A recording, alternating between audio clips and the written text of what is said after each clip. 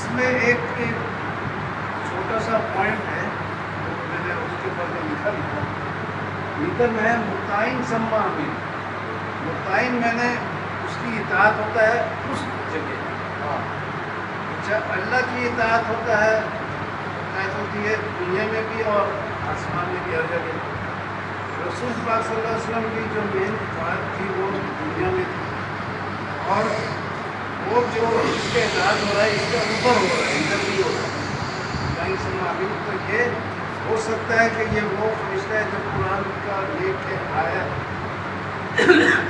اور وہ فوقل موجود میں دیکھے بھی، اور پھر اس میں یہ بھی ہے کہ وہ طاقت والا ہے۔ انسان کو بولا کہ انسان کو کمزور پیدا کیا پیدا کیا گیا، یہ وہ قوت ہے جس کو بولا گیا وہاں طاقت والا ہے۔